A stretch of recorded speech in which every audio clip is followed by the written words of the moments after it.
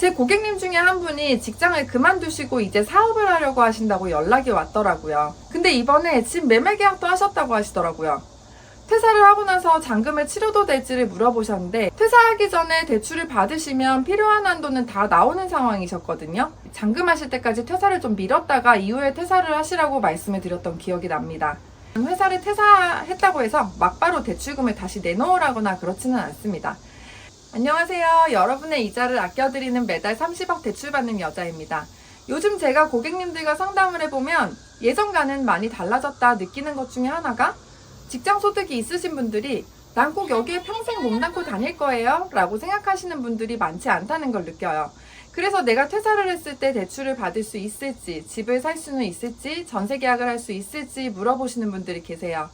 퇴사를 하면 내가 받았던 대출을 은행에 상환해야 하는지 물어보시는 분들도 계시고요. 물론 상환을 해야 하는 경우도 있을 수 있는데 그렇지 않은 대출도 있습니다.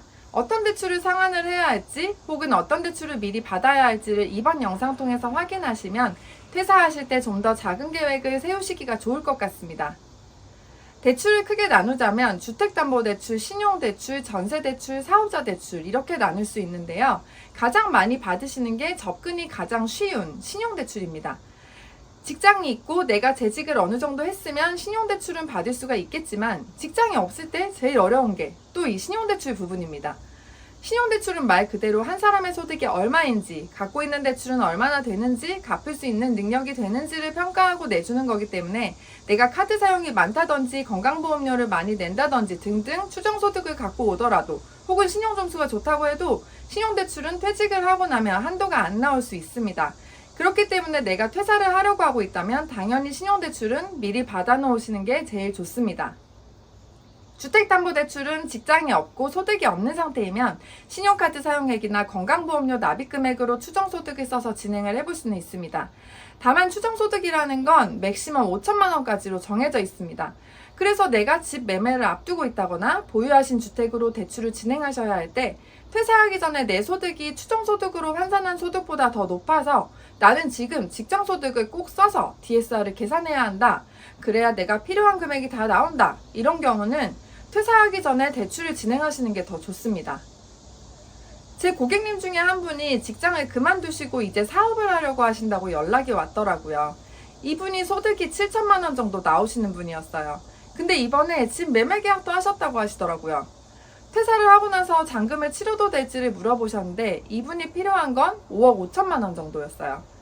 퇴사하기 전에 대출을 받으시면 필요한 한도는 다 나오는 상황이셨거든요. 근데 사업을 하게 되면 사업해서 내가 버는 돈이 바로 서류로 찍히지가 않아요. 보통 사업 시작하시면 다음 해에 5월에 종합소득세 신고를 하시면서 7월 달에 내가 얼마나 벌었는지 증빙할 수 있는 소득서류가 나와요. 그래서 이분은 당장 퇴사를 하면 소득증빙가 안 돼버리고 추정소득으로 한다고 해도 필요한 만큼 대출 금액이 안 나오기 때문에 잔금하실 때까지 퇴사를 좀 미뤘다가 이후에 퇴사를 하시라고 말씀을 드렸던 기억이 납니다. 전세대출도 소득을 보는 대출이 있습니다. 우리가 시중은행에서 전세대출을 받을 때는 보증기관에서 보증서를 끊어줘야 전세대출을 진행하시는 거거든요. 이 보증서를 끊어주는 보증기관은 세 군데가 있습니다. 제일 많이 들어보셨을 게 허그라고 하는 주택도시보증공사이고, HF 주택금융공사, SGI 서울보증인데요. 여기서 보증서를 발급을 해줘야만 우리가 은행에 갔을 때 전세대출을 받을 수 있다고 생각하시면 됩니다. 이 중에서 주택금융공사 전세대출은 소득이 없는 분들은 대출이 거의 안 나옵니다. 가끔 은행에 가셨을 때 소득이 없다고 하시면 전세대출 안 된다고 퇴짜 맞고 오신 분들 계실 거예요. 그래서 전세대출을 받으려고 할 땐 내가 소득증빙이 될 수 있는지 여부도 전세대출을 받을 보증기간에 따라서는 굉장히 중요한 부분이 될 수 있다고 보시면 됩니다.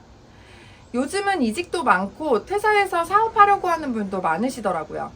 이런 분들은 퇴사하기 전에 당장 대출을 해결해야 할 것들이 있으시면 어떻게 정리를 해야 할지 확인을 하시면서 퇴사 준비를 하시면 좋을 것 같고요. 주택담보대출이나 전세대출 같은 건 대출 심사를 받고 나서 대출이 실행이 되고 나면 이자나 원금 상환만 잘 되고 있으면 회사를 퇴사했다고 해서 막바로 대출금을 다시 내놓으라거나 그렇지는 않습니다. 특히 주택담보대출 같은 건 만기가 30년, 40년씩 끌고 가는 거라 걱정은 안 하셔도 되는데, 신용대출은 연장할 때 문제가 될 수는 있어요. 거의 연장을 해주기는 하지만 내가 새로 더 신용대출을 받아야 된다거나 심사가 다시 들어가야 되는 경우에는 퇴사 후에 무직일 땐 신용대출이 거의 안 나오기 때문에 퇴사를 염두하고 계시면 필요한 자금 계획 같은 것은 미리 확인하시고 준비하시면 좋을 것 같습니다. 감사합니다.